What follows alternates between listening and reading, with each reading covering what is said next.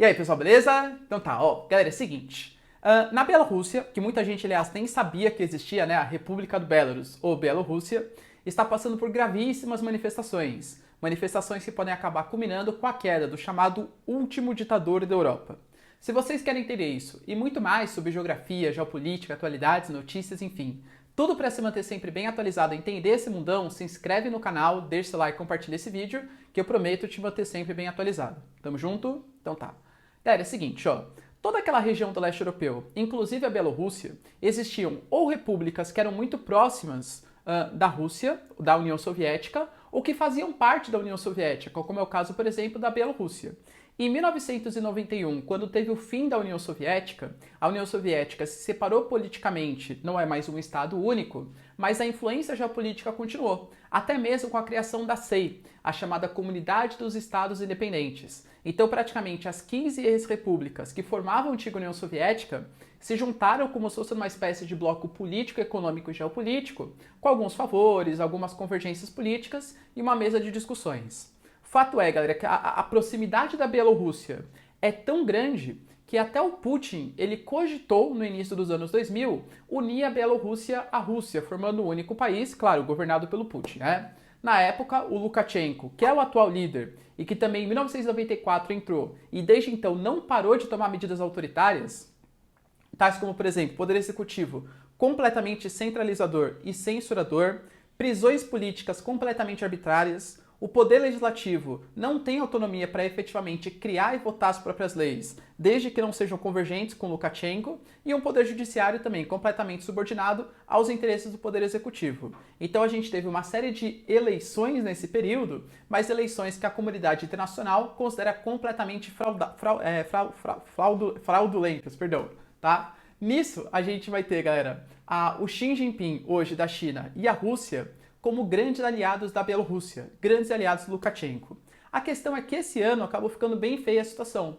A situação com o Lukashenko teve novas eleições. Essas eleições, as pesquisas, pelo menos assim, o que a gente percebia, é que indicavam uma tentativa, pelo menos de uma eleição um pouco mais equilibrada, ou vitória da oposição, tá? Da moça que representa a oposição. Fato é que a gente teve a apuração das urnas e deu 80% de votos na pesquisa de boca de urna, que é feita pelo Estado, pela mídia estatal, ou seja, né, 80% de vitória para o Lukashenko. O que foi muito estranho. Por quê?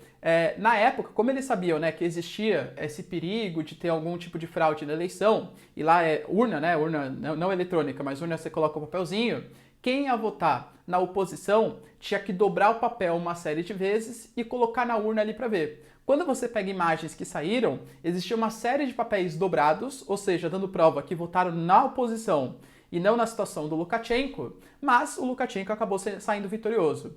Esse cara, galera, ele tem assim umas ideias completamente malucas. Para vocês terem uma noção, a grande solução para ele, né, para o Lukashenko, para combate ao coisinha que eu não posso falar aqui no YouTube, mas que aquela doença de fácil contaminação, seria tomar vodka. Se você tomar vodka e entra em sauna, tá? Vodka e sauna, receita perfeita, você consegue se curar dessa doença facilmente transmissível.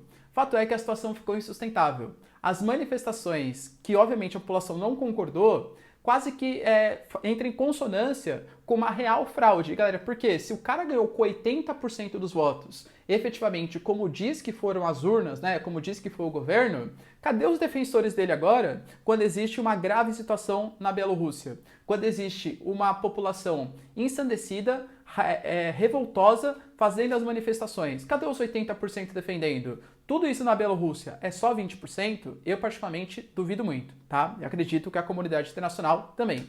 Pessoal, por que eles não pegam mais firme então na Bielorrússia, né?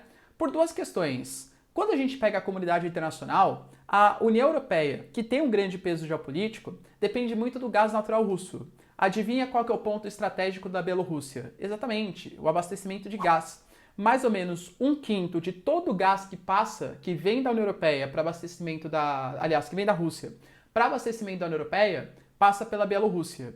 E a gente sabe também que mexer com a Bielorrússia é mexer com o Putin e mexer com o Xi Jinping, mexer com a China. Ou seja, precisava de uma unidade da comunidade internacional. A Rússia e a China vão alegar que, na verdade, não foi fraudulento, que existe ali foi tudo bem respeitado, que está uma afronta à democracia o que está acontecendo, dentre outras falácias, que os Estados Unidos faz quando quer defender os seus aliados, vide Arábia Saudita ou Turquia, ou que a Rússia e a China fazem quando querem defender os seus aliados, vide Venezuela e, por exemplo, o caso da Bielorrússia, percebe?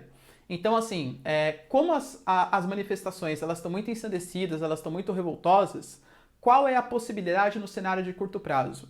Que a Rússia já fez isso na Geórgia, já fez isso na Ucrânia, justifique proteger os seus moradores locais, proteger os apoiadores ali do governo da Rússia para fazer algum tipo de intervenção militar. Será que o Putin vai ter culhão para conseguir efetivamente fazer isso, para fazer uma intervenção e acabar com essa guerra civil que vem acontecendo? Não sabemos. Mas fato é, a situação não tende muito a se mudar. Agora a Bielorrússia vai fazer uma grande manifestação e vai partir para o mundo ocidental. Assim como uma série de países que faziam parte da antiga União Soviética fizeram. Letônia, Lituânia, Estônia, hoje são muito mais aliadas ao mundo ocidental.